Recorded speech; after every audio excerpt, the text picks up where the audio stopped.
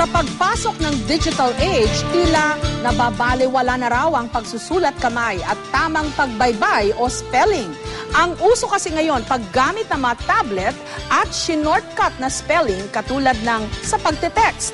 Ayon naman sa DepEd, walang masama sa pagsabay sa pagbabago basta't hindi malilimutan ang mga mahalagang bagay katulad ng art of penmanship o pagsusulat kamay. Si Bernadette Reyes on assignment. Hindi na kabilang ang mga napaglumaang blackboard ni Teacher Mia. Halos 2 dekada na kasi siyang nagtuturo ng cursive handwriting o pagsusulat ng dikit-dikit.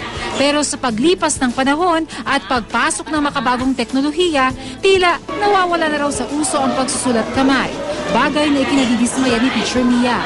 Pag ang sulat mo hindi cursive, parang kang grade elementary level ang dating sa ibang tao.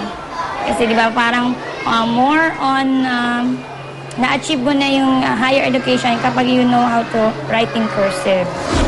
Kasabay rin daw nito ang pagbabaliwala na rin ng ilan sa tamang pagbaybay o spelling.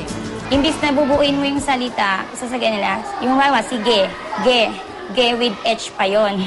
Sa mga estudyante nga ni Teacher Mia, kahit may mga gusto pa rin matuto ng cursive handwriting, marami ang naniniwalang mas mahalaga na ngayon ang pabilisan sa pagtatay. Magsulat po. Kasi paglaki ko po, pwede ko rin po yun magawa pag nagtrabaho ako. Type na lang po. Mas mabilis pa po yun. Ang karaniwang ballpen, lapis at notebook na katuwang ng mga estudyante sa pagsusulat, unti-unti nang napapalitan ng mga high-tech na gadget, gaya ng laptop computers at digital tablets na mga kayang bumili nito. Sa De La Salle Green Hills, ang mga assignment at exams ng mga estudyante sa digital tablet na nila ginagawa.